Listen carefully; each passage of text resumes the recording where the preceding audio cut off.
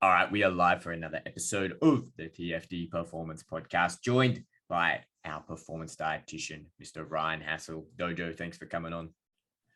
Hey, thanks for having me on, Geordie. Always good to come back. All right, we're going to be talking about all things fat today. If you've been following us, you would have seen Dojo and I have been posting about this for a bit this week. It's always an interesting topic because I think obviously carbohydrates get a lot of the shine when we talk about macronutrients. Protein, everyone loves protein to build big muscles and because of Arnie and whatnot. But fats, I think in recent years have had a resurgence almost. When I was growing up, at least everything was like low fat. We were going through that low fat period and it was kind of demonized. And I feel like now with the rise of things like the ketogenic diet and carnivore and things like that, fats are kind of taking a whole new perspective in the public eye. So it'd be interesting, and I think it's super informative to break these down and go, what are fats? What are the different types? What are omegas? And, what is a keto diet and what does it actually do? So I'm going to leave it over to you, Dojo. Let's break it down. Yeah, sweet. So, a good place to start is probably what are fats? And I guess most people probably have like a surface level understanding of what fats are and where they fit into the diet. But I guess the most basic description is they're one of those three macronutrients that we've talked about before, like we've chatted about protein and carbs. And fat is sort of like the last one in that group of nutrients. It's a really energy dense nutrient. So for example, the protein and carbs, they both provide around like 4 calories of energy per gram, whereas fat sits at more around 9. So it's like more than double the amount of energy per gram that you're getting from either like protein or carbs. So very energy dense. But aside from providing energy to the body, it's also really important for a whole bunch of other like functions and stuff that go on inside of us. So some really, I guess, really important ones that come to mind straight away are things like cell membranes. So in our body, like we're made up of cells, and all of our cells basically have this outer lining called a membrane, and that is primarily made up of fat. Now, fat is also used in the production of things like important hormones, like your steroid hormones, so things like testosterone, estrogen, and all of those kind of things that are really important for kind of regulating functions within the body. And then you have a whole bunch of other sort of signaling mechanisms that depend on fat as well, and the absorption of other important nutrients such as like micronutrients, things like fat soluble vitamins. That really depends on the intake of fat in your diet as well. So yeah, I guess that's kind of like a umbrella view of what fats are. Yeah, I think a cool thing to talk about as well is like fat in the body. And I think people just automatically, they just think, oh yeah, when I think of like, where is fat in the body? You just think of the fat that you see under your skin, like your subcutaneous fat. But we have fat all over our body, right? We have visceral fat, which is around our organs. And like Dojo's saying, fat is just a major component of many other different things in our body. It's not just like what you see. Don't get me wrong, like subcutaneous fat does make up a huge portion of the adipose tissue or fat tissue in our body, but we have fat all over our body. And I think when people think of subcutaneous fat, in our society, at least, like we don't live in like 3000 BC China where like jolly people were celebrated and being like in a larger body was like you were a God gift to the earth type thing. People often demonize this. And so when we think of fat, I think we get this automatic assumption of, oh, it's bad. And so it's like, no, fat is not bad. Fat plays such a vital role in our body. And you see this all the time, especially in the work we do with athletes that go on like chronic low diets and they do it for a long period of time. Like Dojo just said, a lot of your steroid hormones, they're the backbone of them is fat. And one of the biggest steroid hormones is testosterone. And we see this with guys all the time. They go on these super low calorie diets where fat is very, very minimal. They're not meeting the minimum requirements of their body and their testosterone drops. And they're terrible humans. Like it's a horrible experience if you've ever experienced low testosterone. And that just goes to show just how important fat is in our diet. And I like another really important like piece of fat in our body is like our brains, right? Our brains are primarily made up of fat. So yeah, like all sorts of tissues and organs in the body like basically depend on fat. And I guess like it's not necessarily a one-to-one conversion of like the fat you eat ends up as like fat in your like under your skin or like that sits on your body. It's more just the calories that come with it that can add to that. But yeah, there's all these really important functions of fat in the diet as well. Yeah, that's another thing that's important. I want to get that out early, is because so many people say this and they make the mistake of saying, hey, you know what, if I eat more fat, then I'm going to burn more fat. And you know what, to an extent, that is somewhat true, because your body is a hugely adaptive machine. Like if you go lift weights, then that's a stimulus that'll probably cause you to grow bigger muscles. If you eat more fat, yes, your body will metabolically probably burn more fat. Does that mean that you lose body fat? No, it doesn't mean that you lose body fat, because it's a complicated little system in your body where that body fat or that adipose tissue is your body's reservoir of energy, and it puts it away. And what that is a completely different molecule, so to speak, than what the fat is that you're eating. Like our body will rearrange it and store it away.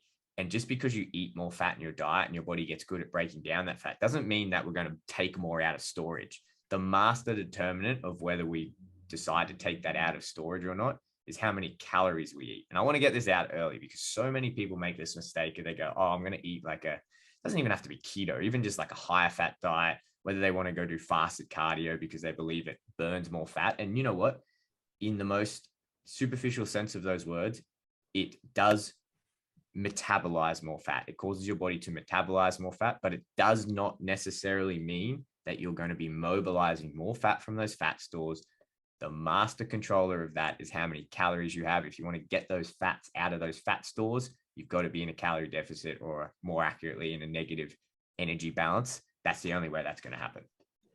And I guess we could probably do a whole podcast on just like energy balance and that kind of stuff. That would probably be cool to go over, because yeah, like as you said, the fat, like, you know, like especially subcutaneous fat is like just basically our body packing away energy to be used later on. So that's when that balance comes into it. It's like really important, because like when you're sort of consuming as much energy as your body needs, those fat stores are probably unaffected, but then like you start consuming more, your body's going to pack away more into these fat cells. They're going to grow in size.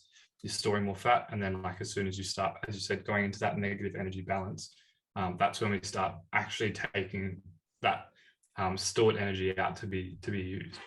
So do you want to have a bit of a chat, Geordie, about, I guess, in a little bit more detail, like, because fat is like one thing, but there are also different types of fat that can come through the diet, and different, they can all have different sort of effects on the body.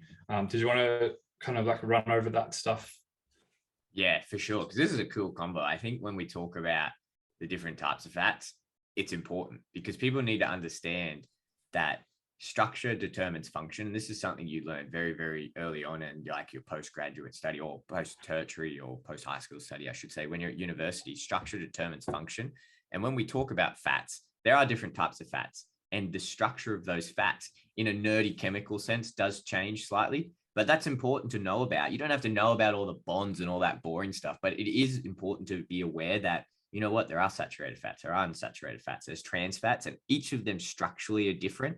And that's important to understand because it changes the function of what they do in your body. And that's important because understanding that function can help you make more informed decisions about what type of fats and foods you put in your body. So yeah, let's break down what each of those types are.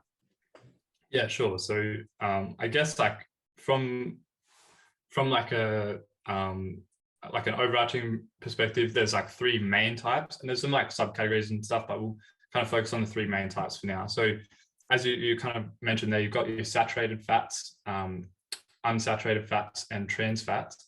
And the difference between them is really down to their structure. So saturated fats, to start off with, saturated just means it's completely full up, and it's full up with hydrogen. So we won't get too much into the chemistry here, but basically the way that a fat molecule is structured is there's like two main parts. You've got like a glycerol and then like a fatty acid that's attached to it, or you can have up to 3 fatty acids, which makes like a triglyceride.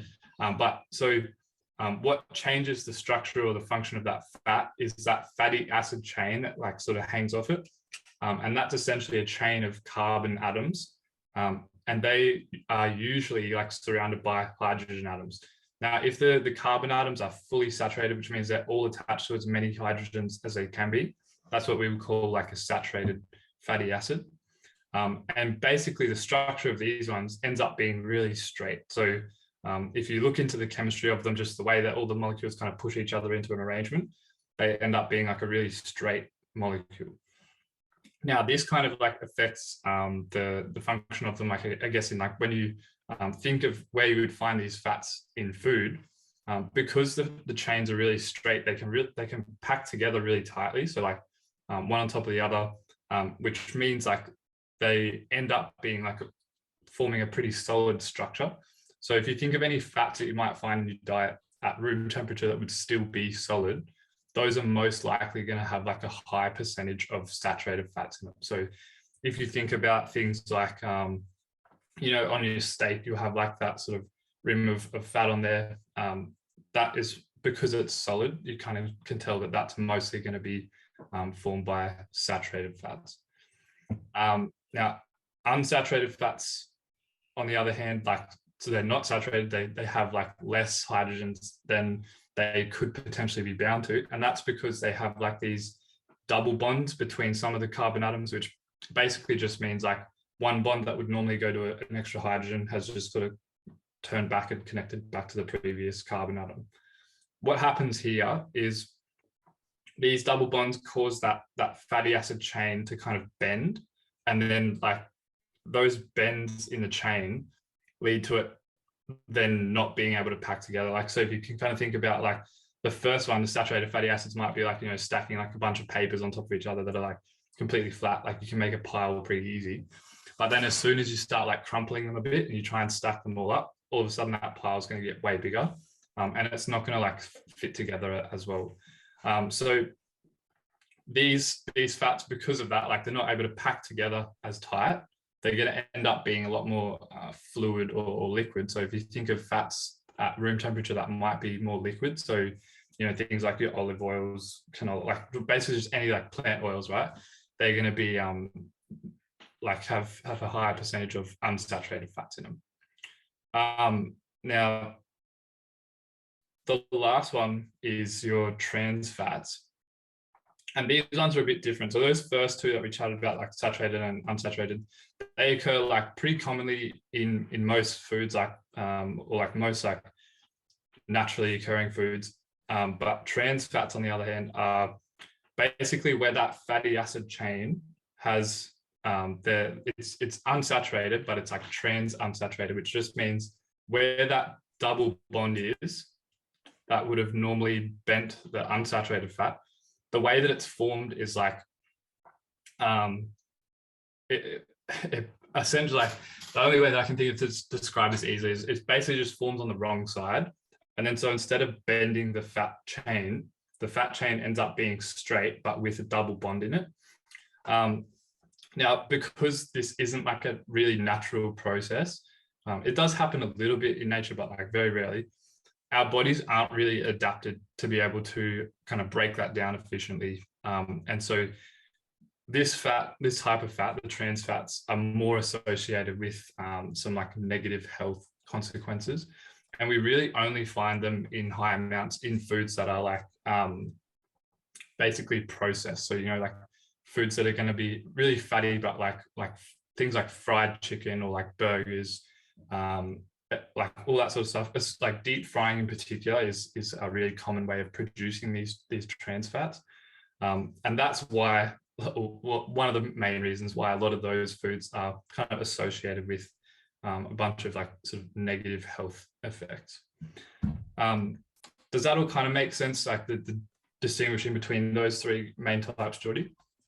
Yeah, for sure. I'm just doing a bit of Googling. So I remember when I learned about this in university, I remember being told about New York, and I'm trying to find a year. I think it's 2008 or 2006 they passed a law, but in 2008 it fully went into effect that they just banned trans fats. And I think it's speaks volume to like the human condition. Because the reason trans fats become a thing, the simplify the science of like what dojos are saying is like when you constantly reuse or reheat those oils, you can change those chemical bonds. And so like the most practical way to think about that is a deep fryer. And like we're talking about deep fryers, New York probably has 60% of the deep fryers in the world, all in that one city. So it's like these guys just constantly use it and not changing the oil. So you're constantly heating up that same oil it what we call like hydrogenates the fats and causes them to come into trans.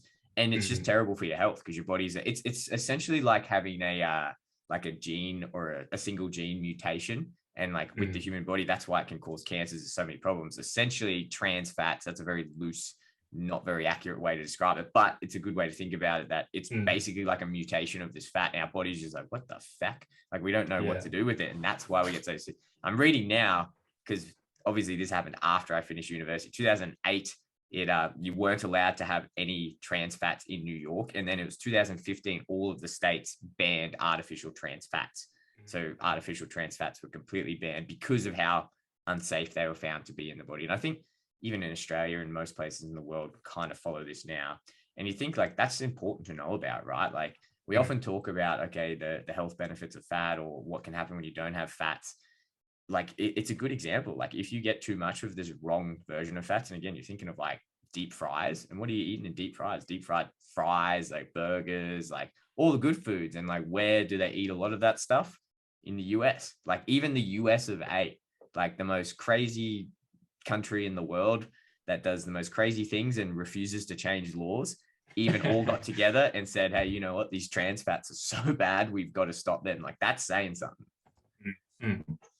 Yeah, no, it's pretty crazy. And like the scary thing is though, like you can ban them all from, and like what ends up happening is they get banned from things that like are packaged on shelves. But then, like you said, like if the oil's just sitting in a deep fryer for hours and hours being used to fry chips and stuff, like there's definitely still going to be a fair bit of trans fat kind of produced there, and it's going to sneak back into the diet. But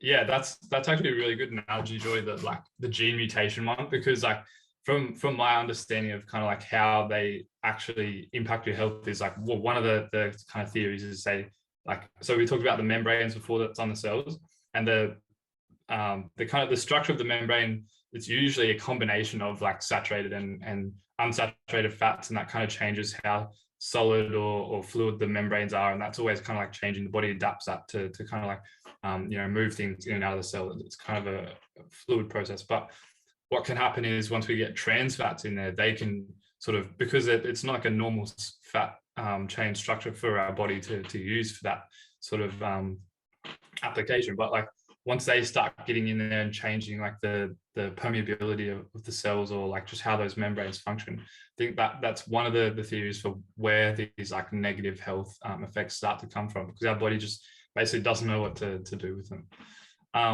But on the topic of like different types of fats, we've also got some things like essential fats and omegas and that kind of stuff.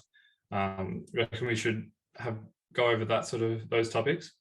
Yeah, I think we should definitely at least cover omega-3s and omega-6s, because like you walk into a pharmacy, right, or a chemist, and you go like walking down the supplement aisle, what's the first thing you see? It's like fish oil, omega-3s. Like there's just billions of them thrown in. So it's like, what are they? What are they meant to do? Why are they good? Why are they bad? Why does omega-6 cop a lot of hate, but omega-3 gets all the love? Like, let's break that down. Yeah, for sure. So so the actual omega part is all the omega-3 and omega-6 refers to is like so they're both under the category of unsaturated. So they're just kind of like subcategories of unsaturated fats, meaning they've got the bends in them. And the numbers basically just refer to like how far down the chain that bend happens. So for omega-3s, that means 3 carbon atoms in, you're getting this bend in the chain. And in the omega-6s, like 6 carbons in, that's where it's bending. The difference here is like, so these fats in particular, omega-3s and omega-6s, we kind of refer to these as essential fatty acids. So similar to like essential amino acids or that kind of stuff. Essential just meaning we have to get them from our diet. So like our bodies can't produce fats that have the bends in these particular spaces. Now, like where these start to become important is our body uses these fatty acids in particular, especially in systems involved in like inflammation. So you've probably heard before, like people with joint injuries and that kind of stuff, they'll get prescribed like omega-3s or fish oils and those kind of supplements. And the idea is by increasing the amount of those essential fatty acids in the diet, you're able to kind of like support your body's anti-inflammatory system to help with kind of reducing inflammation and pain in, like, you know, if you've got like a joint injury or something. However, like, so we've got, as you said, we've got omega-3s and omega-6s, and they cop like different levels of heat. Omega-3s in particular are the ones that are associated more with like the anti-inflammatory response, whereas omega-6s can, like, sometimes they've been shown to increase inflammation. So they're kind of like two, I guess, two ends on a seesaw, but they're both still really helpful and really important. And so like it's kind of good to have a balance of them rather than just like one. However, the omega-3s seem to be like a lot harder to get. So that's why they get pushed so much more of like, okay, you should really be trying to get omega-3s in your diet, because a lot more foods have the omega-6s in them. So you kind of like have to intentionally eat the omega-3s a lot more. And these in particular are produced by like, so the main sort of source of omega-3s is going to be like foods, like, seafoods, because it's like they're produced in like pretty large quantities by marine sort of, I guess, like algae and that kind of stuff. So you find them, they build up sort of like through the sea food chain and end up in the big fatty fish. So things like tuna, salmon, all of those types of fish are going to be really high in omega-3s. So yeah, but like in saying that, yeah, definitely don't need to be avoiding omega-6s, but just focusing more on getting more of the omega-3s in to kind of like improve that balance, if that makes sense. Yeah, like if you're a chemistry buff or you like biochemistry, then like fatty acid metabolism and all of this stuff is very interesting, and you'll get a mental boner going over all of this if you want to. But I think when you simplify it, and when I talk to clients about it, and because you often get a question, right? It's like, oh, I need to avoid omega-6s and I need to get more omega-3s. It's like, well, no, like they're in the body there for a reason. If they weren't useful, your body just wouldn't have anything to do with it. It's just that, like Dojo's saying, is it's a seesaw, right? It's like the light and the dark, the yin and the yang, they both work with each other. It's just when you look at the foods that we get the omega-3 fatty acids from, then you look at the foods we get omega-6 fatty acids, like omega-6 fatty acids, like vegetable oils, safflower oil, meat, poultry, eggs, things like that. We eat a lot of that in our diet. So we're probably going to get more of these omega-6 fatty acids anyway. And then you look at like the omega-3 fatty acids, like green leafy veg, flax, chia seeds, canola, walnuts, soybeans, oily fish, krill oil, algae oil, all that stuff. Like how many people are going out and eating like oily fish, krill, like algae, like chia seeds? Like you're not eating a lot of that in your diet, right? So like it makes sense that there's going to be an off balance. I think when I was at university, they used to teach us it's like in the traditional Western diet, it's like a 6-to-1 ratio. And that's why this can be problematic. I don't know what the numbers are today. I'd be lying if I told you, but it makes sense. Like you see it in practice. Like you look at someone's diet and you go like, man, there's just not a lot. That's why you always want to promote like, hey, you know what, if you're going to get some fats in, let's get some fats with healthy omega-3s. And that's looking at like your healthy salmons, like your oily fish. Like, hey, if you want to take a supplement, let's look at like a krill oil, or even just, you know what, let's just eat food, green leafy veg, add some chia seeds to your things, eat some walnuts, go with that. It's just so much easier to eat the omega-6 foods. I think it's just so much more accessible, and we don't often think about that. But it's not that one's necessarily worse than the other. They both work in sync. They're both part of that inflammation process. It's just we tend to eat more foods that have the omega-6s, hence why it gets so much hate. Yeah. And they're also both, like, aside from inflammation, they're also involved in other important stuff like blood clotting and all of that. So it's good to make sure you're getting a good balance of them.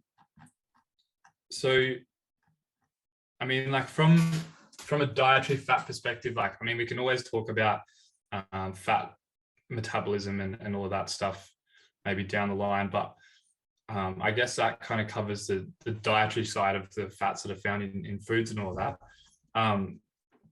Should we start to have a chat a bit about, like, because we've mentioned before on the carb podcast, like what kind of happens when we get down into these lower levels of carb diets. And one of the more common sort of like dietary fads that's been, or trends that's sort of come out over the last couple of years is keto.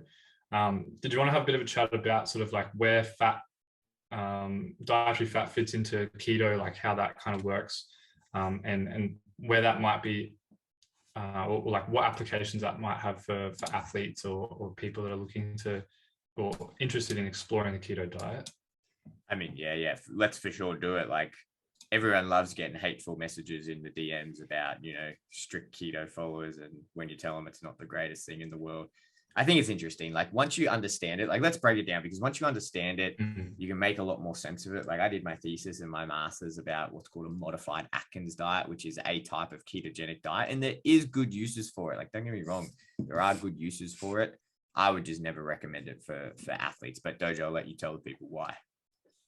Yeah, right. So I guess with keto, the thing to kind of understand is it started off as like a medical treatment for people with seizures. So this is like the one application where there's just like tons and tons of evidence for keto being like good, is because it seems to really, really help with, especially with people that have seizures, in reducing the amount or like severity of seizures.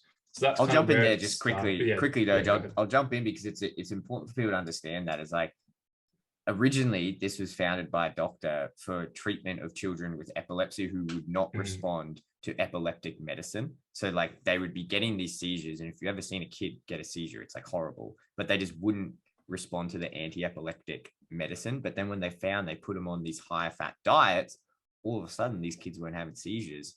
And then they found this time and time again. They just kept doing it, and it became efficient. Like it was an effective strategy to use. And this is what kind of started the keto thing. And I think that's important to understand. Like that's where this all started, was that very specific medical scenario. And now we've kind of blown it out to what it is today.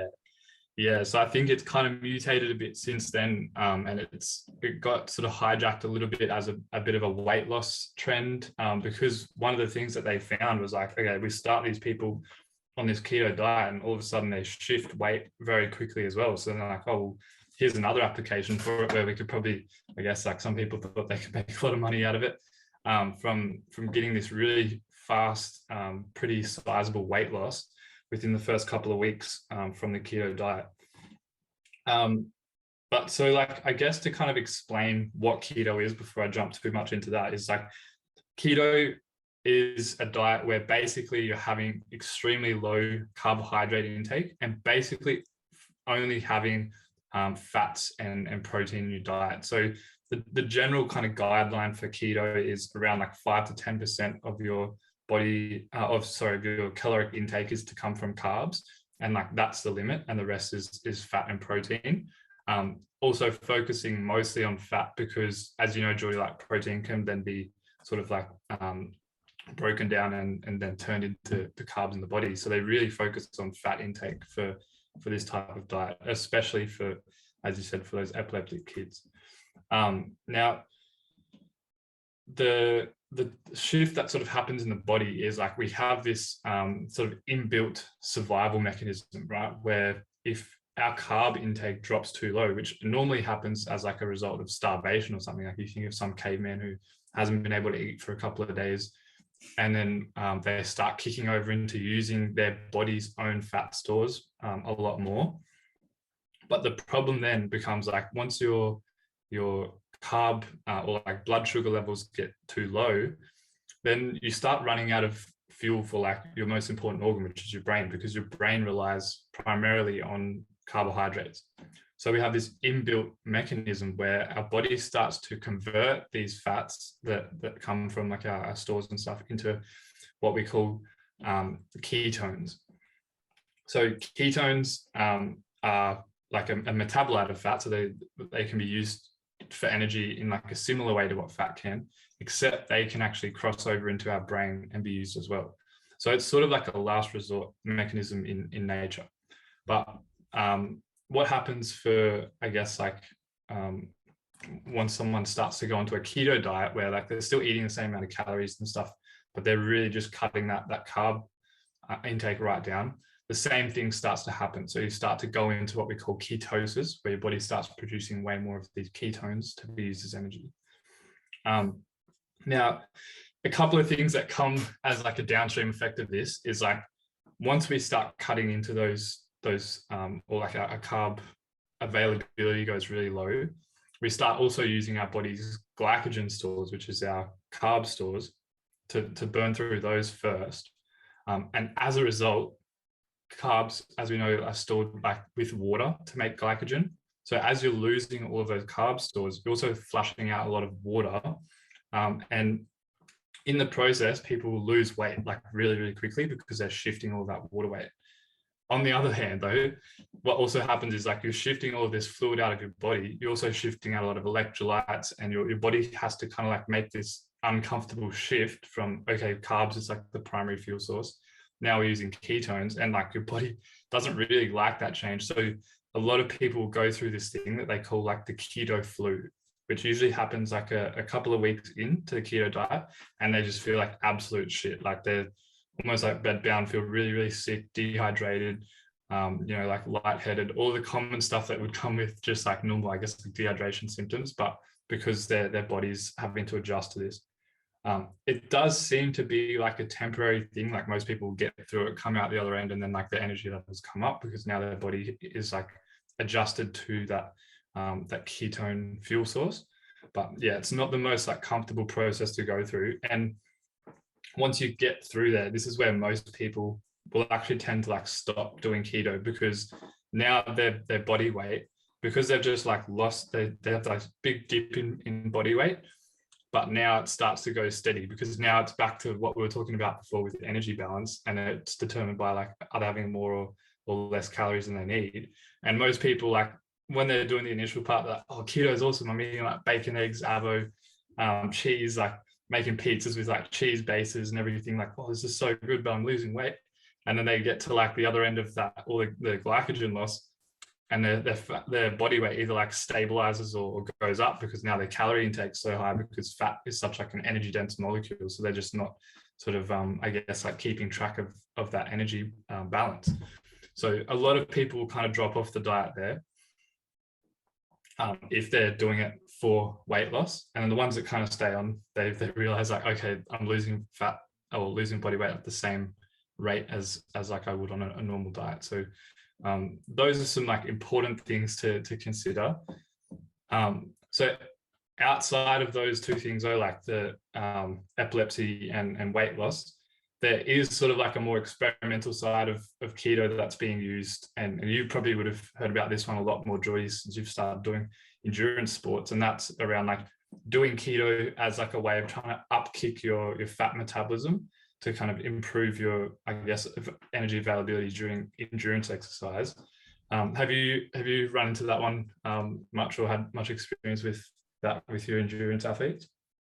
Yeah, heaps. Like all of them want to do it. It's like a funny thing because as it is right now, the science and the evidence we have with it's just not true. I want to get that out early. Even if you are fat adapted, like there's been studies where, like Louise Burke's famous study where she did the race walkers, like you could not get a lot of athletes that were literally bigger fat burners, or because they just would never really hit that high intensity effort.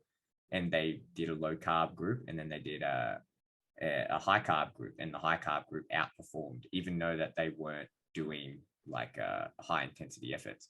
But even just training, like people always talk about, okay, if I eat, I'll change my fat adaptation. But I know for a fact it's just training. Like training makes you more fat adapted. Like, like if you train, your fat metabolism will improve, especially if you're doing endurance work. That's the consequence of training, because your body will naturally spare glycogen. Whether or not your dietary choices will improve that potentially, but it's like the more like productive conversation to have is like your fueling strategies around training. And that's so much, and what we mean by that is like, okay, well, if we're getting more fat adapted by just like fat adapted by training, what can we do to make our training session of better quality and improve our recovery? And a lot of the time that involves eating a lot of carbohydrates. Yeah, well, I guess what I could find, and my understanding of it so far, is like you get some level of like increased fat metabolism. So you get like, this is probably a throwback to some people if you've ever done like biology or whatever, that like, like the mitochondria, the powerhouse of the cell, that's where all of your fat gets metabolized and turned into ATP, energy, all that sort of stuff. By going onto a keto diet and just like, I guess, as you said, like exposing yourself to higher amounts of fat in your diet, you can get like more expression of these mitochondria, increased fat oxidation and stuff. But it's really only at like very low intensities of exercise that even seems to be like relevant. And it doesn't like, so the research seems to be super mixed, like on the actual outcomes of exercise. So like there's very few studies that are even done, and like not all of them even show performance benefits at very low intensities. So I think like one review that I found only had like 5 studies in it, and only 2 of those even showed an improvement.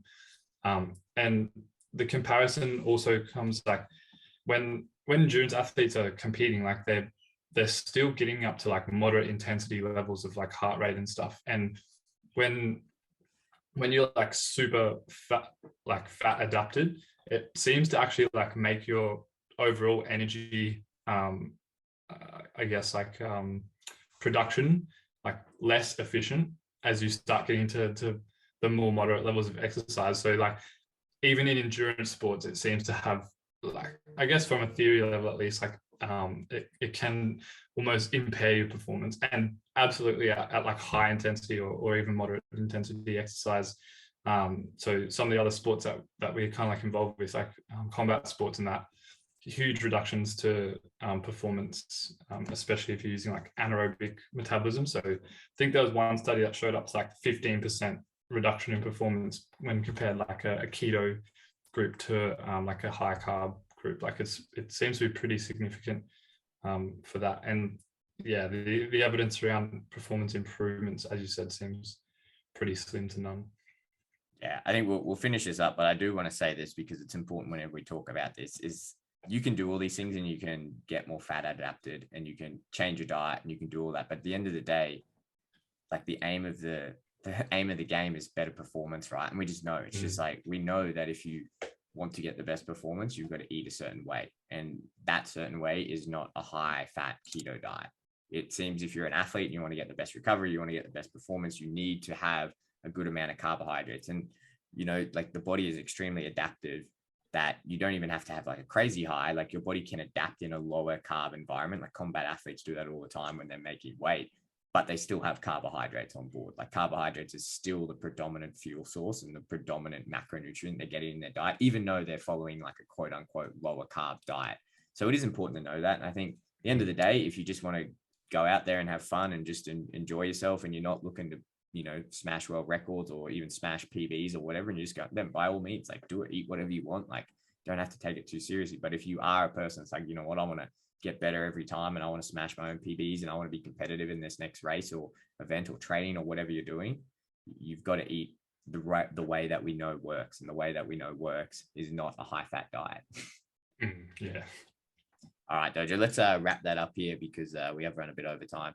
But yeah, that's really good. Let's I think there's so many different podcasts we can do from that, breaking down different types of fat metabolism. If there anything you guys are listening to and you go, oh shit, I'd like you guys to break down this a bit more, should just DM, let us know. But until next time, Dojo.